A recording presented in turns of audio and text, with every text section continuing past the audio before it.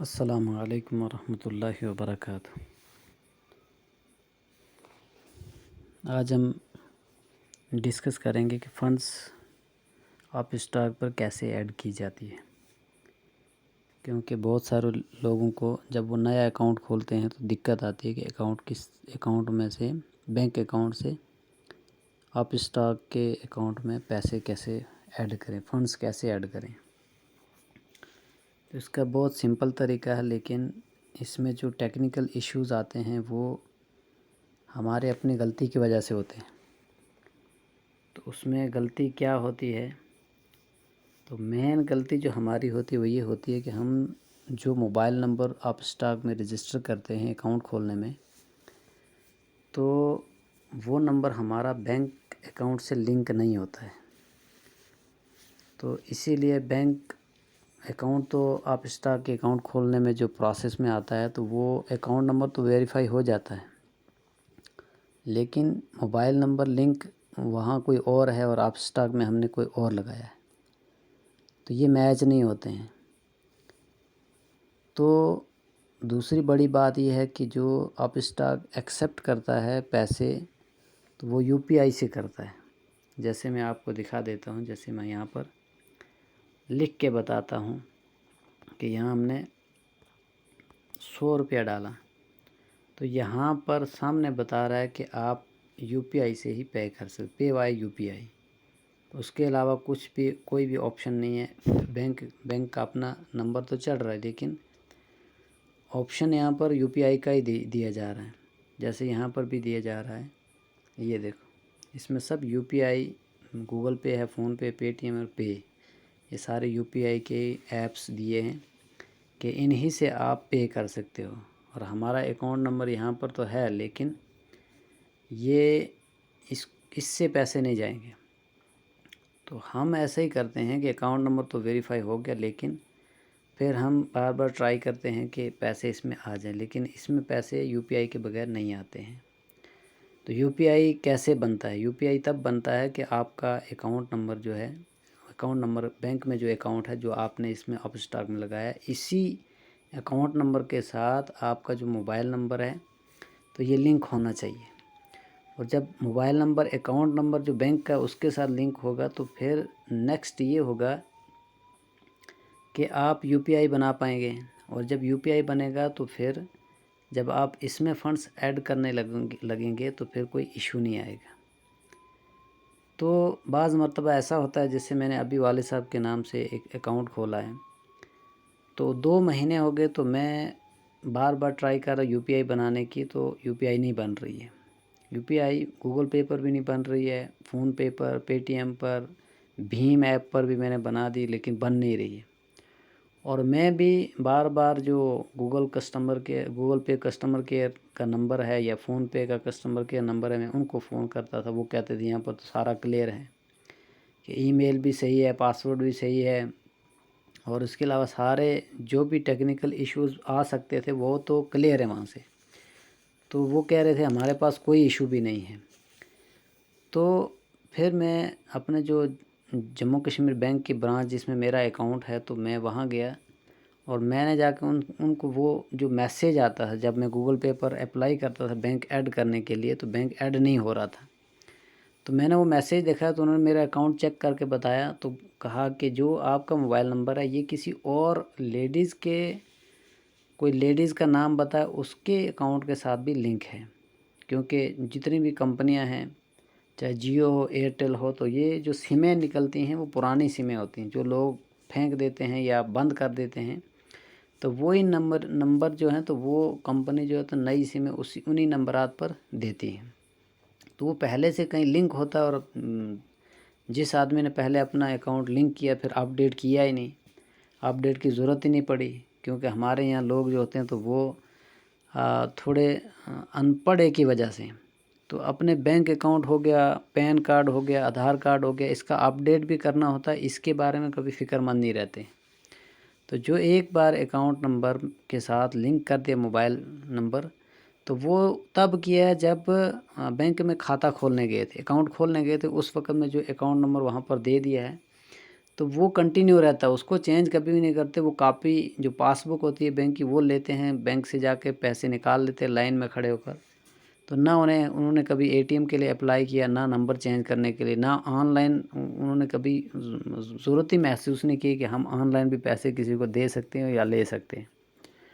तो ये सहूलियतें जो बैंक की तरफ से दी गई थी, उन्होंने खुद ही इनकार कर दिया, हमें ये नहीं चाहिए, हम लाइन में जाके खड़े होंगे और अपनी जो बैंक की पासबुक है उस पर एंट्री भी कराएंगे पहले एक लाइन में जाके, फिर पैसे निकालने हैं जमा कराने दूसरी लाइन में हम खड़े होकर वो बर्दाश्त कर लें। तो वो किसी मेरे जो अकाउंट के साथ मेरा मोबाइल नंबर है, ये किसी पहले अकाउंट और के साथ भी लिंक है। तो अब मुझे ये दिक्कत पेश आ रही है, तो मैंने उन बैंक वालों से रिक्वेस्ट की कि इसको उस अकाउंट से रिमूव कर दो। तो उन्होंने कहा कि हम नहीं कर सकते, जब तक जिस आदमी के बैंक अकाउंट के साथ ये नंबर लिंक है वो खुद आके इसको हटा ना दे और नया अकाउंट मोबाइल नंबर नहीं हमें देगा और उसकी रिक्वेस्ट एप्लीकेशन नहीं आएगी, हम अपनी ज़ात से नहीं कर सकते। तो इसके लिए उन्होंने फिर मशवरा दिया कि आप नई सिम निकालो और जहाँ से सिम निकालोगे उसको ये बताओ कि जो लेटेस्ट सिम है अभी अभी रिजेक्ट हुई है तो उसी को दे दो, ताकि ये उसके साथ ये मुमकिन है कि वो किसी अकाउंट के साथ लिंक ना हो। वरना नई सिम निकालोगे तो वो भी किसी अकाउंट के साथ अगर लिंक होगी तो फिर भी आपका ये मसला हल नहीं होगा। तो अब मैंने नई सिम निकाली है, तो मैं उससे अब 2-4 दिन के बाद वो एक्टिवेट हो जाएगी, मैं उसके साथ उससे ट्राई मारूंगा तो हो सकता है ये इंशाल्लाह ये काम मेरा हो जाएगा। तो अब मुझे जो दिक्कत पेश आ रही थी, तो ये पहली मरतबा में जब मैंने अकाउंट खोला तब भी आ रही थी। तो तब इस तरह आ रही थी कि मेरे एक ही बैंक में 2 अकाउंट थे। तो मैंने जो प्राइमरी अकाउंट था, जो सेकंड नंबर का अकाउंट था, वो मैंने आप स्टॉक में लगाया था। अब वो उसके साथ मोबाइल नंबर तो लिंक था, लेकिन मैंने जो यूपीआईज़ बनाई थी गूगल पे पर, फ़ोन पे पर, तो वो मैंने नए वाले अकाउंट के साथ बनाई थी। तो जब मैं पैसे फंड्स ऐड करने के लिए कहता उसमें रिक्वेस्ट डालता था तो वहाँ पर यूपीआई दूसरे अकाउंट की चढ़ रही है और मैंने दिया हुआ है दूसरा अकाउंट है। तो कई दिन तक मैं इसी इशू में फंसा रहा। तो फिर मैंने एक वीडियो देखी और वीडियो में भी मुझे पूरा पता ना चला। फिर हम 2 साथी थे, एक इकट्ठे अकाउंट हमने खोला था, तो हम एक जगह पर बैठे और बैठ के हमने अच्छी तरह से इसको खंगाला अंदर से पूरी ऐप को। तो हमें वहाँ पर ऑप्शन मिला कि आप प्राइमरी अकाउंट भी ऐड कर सकते हैं। तो मैंने फिर वहाँ पर अपना जो अकाउंट नंबर था वो और उसकी पासबुक की जो फ्रंट पेज है तो उसका फ़ोटो अपलोड करके रिक्वेस्ट डाली आप स्टॉक के ऐप से ही करेक्शन की कि मुझे ये चीज़ें मुझे चेंज करनी है। तो 4 दिन वर्किंग डेज़, जो 3 या 4 डे का जो प्रोसेस होता है आप स्टॉक का, तो उन्होंने मैसेज दिया, रिप्लाई दिया कि 3 या 4 दिन के अंदर वर्किंग डेज़ में आपका हम चेंज कर देंगे। तो फिर जब वो चेंज होके आया तो जो मेरा असल अकाउंट था, तो जिस पर मैंने यूपीआई बनाई हुई थी गूगल पे से, फ़ोन पे से, तो फिर जब वो ऐड हो गया आप स्टॉक ने एक्सेप्ट कर लिया। और ये बात भी आपको मैं बताता चलूँ कि जो पैन नंबर है, पैन कार्ड है, उस पर जो पेरेंटेज है, नाम की स्पेलिंग है और डेट ऑफ बर्थ है, ये आधार कार्ड पर भी सेम होनी चाहिए और पैन कार्ड पर भी, और बैंक डिटेल में भी नाम और पेरेंटेज जो है ये बराबर की सही होनी चाहिए, तब जाके आप स्टॉक उस अकाउंट को लेते हैं। तो जब वो मैच हो गया तो उसके बाद फिर मैंने फ़ंड्स ऐड किए उसमें और उसके बाद मैंने ट्रेडिंग की। तो इसी तरह से बहुत से लोगों की ये शिकायतें, मुफ्ती साहब जब मजलिस ले रहे होते हैं तो उसमें भी बहुत सारे लोग कहते हैं कि हमने अकाउंट तो खोल लिया है लेकिन हम फ़ंड्स ऐड नहीं कर पा रहे हैं। तो बार बार जो मुफ्ती साहब ने जो नंबर हमें दिए हैं कस्टमर केयर के नंबर, बड़े कस्टमर केयर का, छोटे कस्टमर केयर का, तो हम उनको फ़ोन कर कहते हैं कि हम फ़ंड्स ऐड नहीं कर रहे हैं। हालांकि उनका ये मसला ही नहीं है, यह मसला हमारे बैंक का और हमारे मोबाइल नंबर का है। तो हम उनको फ़ोन कर के परेशान करते हैं कि हम फ़ंड्स ऐड नहीं कर रहे हैं। तो वो फ़ंड्स उनका इशू थोड़ा है, ये इशू तो हमने खुद बना के रखा है। तो हमने पहले अपने बैंक में जाके पता कर लेना कि जो हम ये यूपीआई बनाना चाह रहे हैं तो ये क्यों नहीं रही है, तो ये बैंक का मसला है। तो बैंक वाले खुद बताएंगे कि आपका मोबाइल नंबर है, एक से ज़्यादा अकाउंट्स के साथ लिंक है, तो जब तक ये एक ही के साथ नहीं होगा तब तक आप यूपीआई नहीं बनाएंगे। और यूपीआई जो होते हैं बनाने वाले, ये एप्लीकेशन जो होते हैं, गूगल पे हो गया, फ़ोन पे, ये थर्ड पार्टी होते हैं। तो अगर ये बैंक को मैसेज भेजते हैं, जब हम अप्लाई करते हैं तो ये मैसेज बैंक में जाता है और बैंक वाले देखते हैं कि इसका अकाउंट तो, इसका मोबाइल नंबर तो एक से ज़्यादा अकाउंट्स के साथ लिंक है, तो वो रिजेक्ट कर देते हैं उनका मैसेज का। वो रिप्लाई बैंक वाले रिजेक्ट इग्नोर कर देते हैं, रिजेक्ट कर देते हैं कि हम ये परमिशन नहीं दे सकते इसके अकाउंट से पैसे भेजना या लेने में, क्योंकि ये मोबाइल नंबर जो इन्होंने दिया है ये एक से ज़्यादा अकाउंट्स के साथ लिंक है। तो तब जाकर वो हमारे बैंक का इशू होता, तो वो बैंक से ही हाल होगा। अब मैं बैंक में गया, उन्होंने कहा कि अब नई सिम निकालो, नया कोई नंबर दे दो, तो वो हम इसके साथ लिंक करेंगे, तो उसके बाद आप ये काम यूपीआई बना सकते हो। तो इस तरह अब फंड्स जो है तो वो ऐड करने के लिए मैं थोड़ा सा प्रोसेस बता देता हूँ कि जब आप स्टॉक की एप्लीकेशन खोलेंगे तो इस तरह का इंटरफेस नहीं आएगा, बल्कि इस तरह का इंटरफेस आपके सामने आ सकता है। तो आपने ये जो निशान नीचे दिए हुए हैं, इन निशानात को मद्देनज़र रखना है। ये एक निशान है, ये माई लिस्ट है कि आपने जितनी भी कंपनियां ऐड करके रखी हैं तो वो कंपनियां इस लिस्ट में दिखाई देंगी। फिर जो आपका ऑर्डर होगा वो सुबह 9:15 से लेकर 3:30 बजे तक आपने कोई ऑर्डर लिमिट में लगाया या आपका ऑर्डर कंप्लीट भी हो गया, वो इसमें दिखेगा।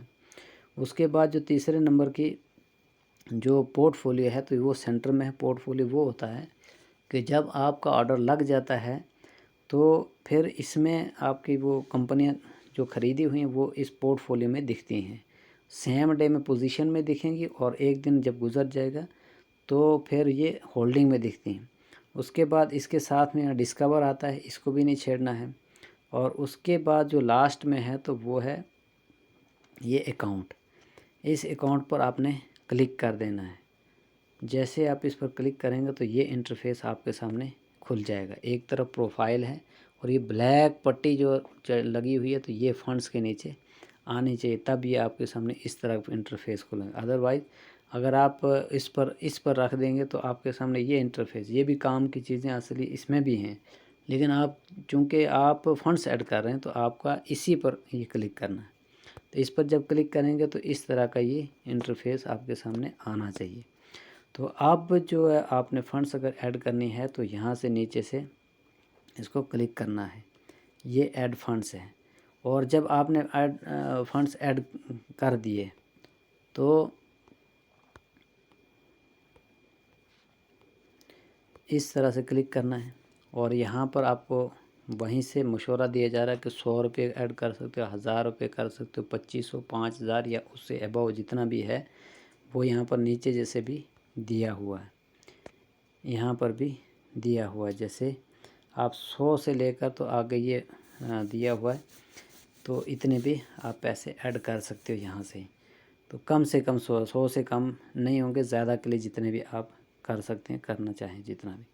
तो जैसे हम यहाँ पर क्लिक करके इसमें 100 लिख देते हैं, 100 हमने लिख कर तो हमें नीचे बता रहा कि पे वाई यूपीआई, ये इस निशान पर हमने क्लिक कर देना है। ये हमने क्लिक किया, हमारे पास जो इस वक्त यूपीआई चल रही है तो वो एक ही गूगल पे चल रही है, तो हमने इसके ऊपर क्लिक कर देना है। जब हम इस पर क्लिक करेंगे तो इस तरह से हमें ये इसका लॉक सामने आ जाएगा।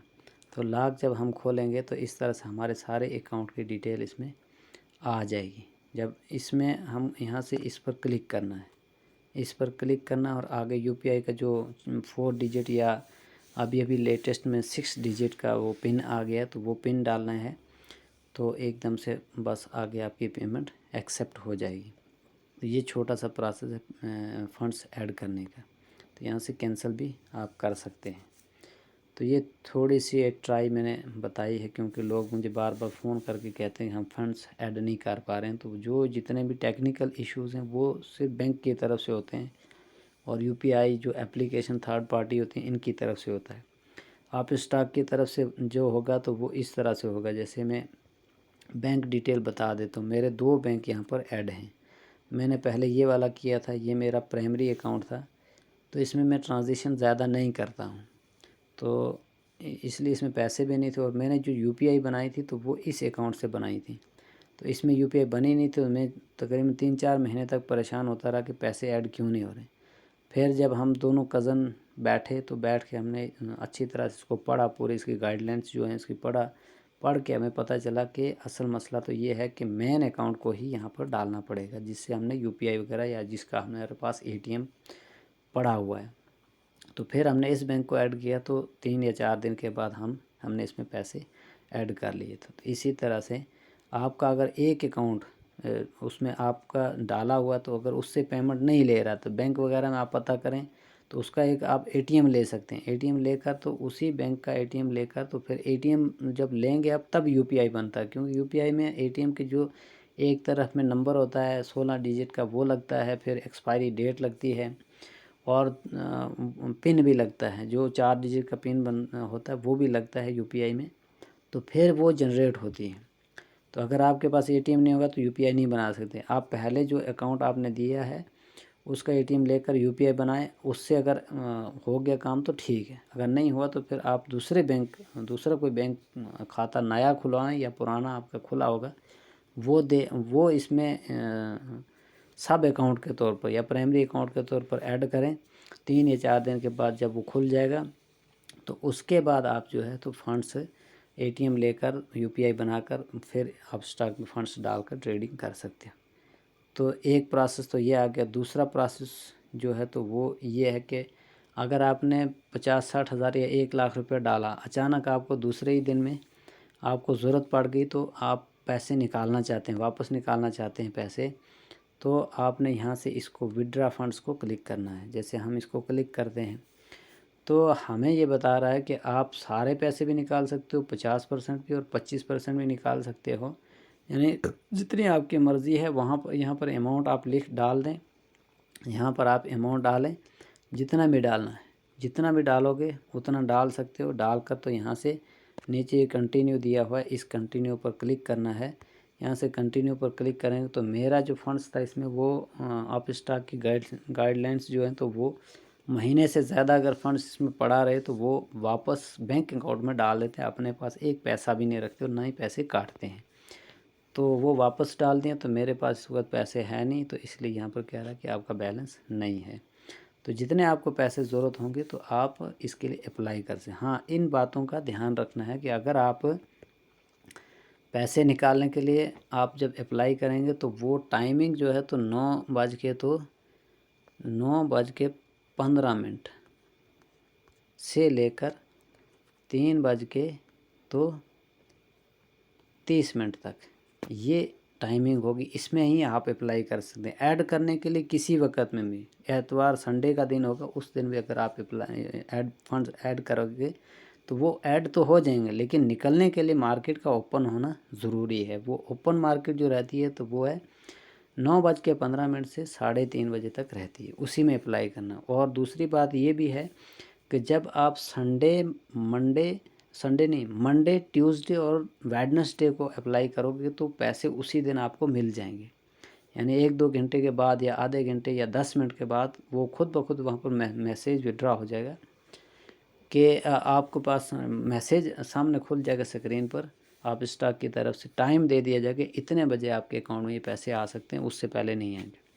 और जब आप थर्सडे को यानी जुमेरात को और जुमा को अप्लाई करोगे तो उस दिन ये होगा कि पैसे उस दिन नहीं मिलेंगे, बल्कि सैटरडे और संडे, हफ्ता और एतवार की जो छुट्टी रहेगी, तो छुट्टी के अगला दिन जो मंडे आएगा तो उस दिन आपके खाते में पैसे आएंगे, वो भी 3 बजे आएंगे।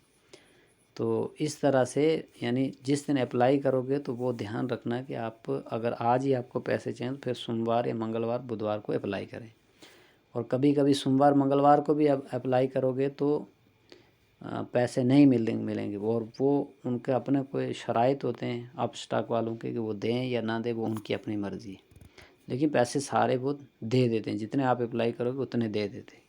हाँ, आपने अगर अप्लाई करके 1 लाख रुपये आपने अप्लाई किया और उसके बाद आपको कोई कंपनी सस्ती मिल गई तो आपने उसमें ख़रीदारी 80,000 की ख़रीदारी कर ली, तो फिर ऑर्डर फेल हो जाएगा, फिर आपको ऑर्डर कैंसिल करके दोबारा 20,000 का डालना पड़ेगा, क्योंकि 80,000 आपने ट्रेडिंग में लगा दिए। तो जब आप 80,000 ट्रेडिंग में लगा के तो ऑर्डर को कैंसिल करके 20,000 का ऑर्डर नहीं लगाएंगे, तो फिर ऐसा होगा कि वो सारा ऑर्डर जो है आपका पैसे निकालने का, विड्रा करने का, तो वो कैंसिल हो जाएगा और आप स्टॉक आपको लिख देगा कि आपके पास जो फ़ंड्स है तो वो सफिशिएंट यानी काफ़ी नहीं है, तो इसलिए आपका ऑर्डर कैंसिल किया जाता है, तो वो ऑर्डर को आपको मॉडिफाई करना पड़ेगा। तो ये सारा प्रोसेस है फ़ंड्स ऐड करने का, तो इसलिए इसको ध्यान से अच्छी तरह से वीडियो को 1 बार 2 बार 4 बार देखो।